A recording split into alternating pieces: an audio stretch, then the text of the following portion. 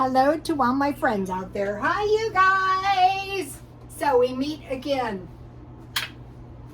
So I'm wearing my mohair sweater made in China. Nobody in China is an extra large, so these are hard to find. I have China is responsible for making a lot of dupes, so you can get some pretty high quality stuff used.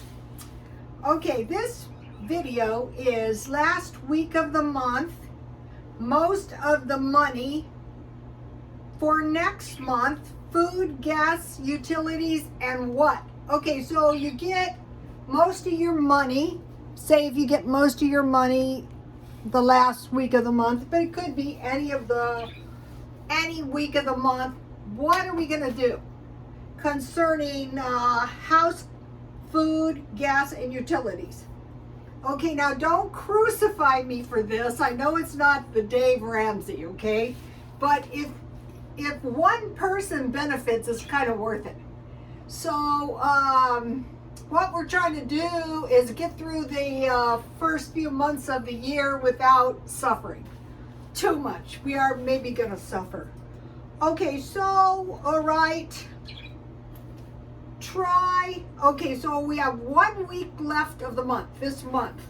Try to delay spending until after the 1st or as long as possible. So it's the last week of the month and we're just trying to make it the last week of February, last week of January to the first week of February. That is a baby step. And we're trying not to spend any money to speak of. Because a lot of people will get their money at the end of the month, and then by the 1st of the month, there is no money. Or if you get paid on Friday, don't cash your paycheck until Monday. I can't tell you how many times I used to go to work, and my coworkers used to go to the casino, and on Monday, I was the only one with a damn dime. That is their own stupid fault. Okay. Now, this will work. I wrote this to try and make it clear. So this is the last week of the month.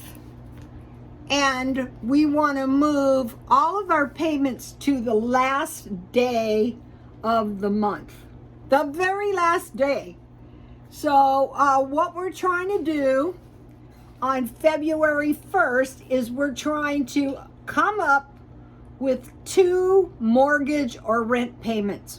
We're not going to worry about the other payments. We're just trying to come up with this 2 months rent payment or mortgage payment. So we have this week, we haven't spent any money. We're going to scrape up 2 months mortgage, and some of us have tax returns. That's going to help us. Don't just go to Walmart and start buying a bunch of stuff. We'll get into this a little bit more. So the payments for your bills are due here on the last day of the month. And what you're going to do is you're going to pay them late. You're not going to pay them until here. Because way down here, 2 months of your unless you have humongous car payments, that's not a good strategy. But if you can, so you're going up from here all the way down to here before you start paying your bills.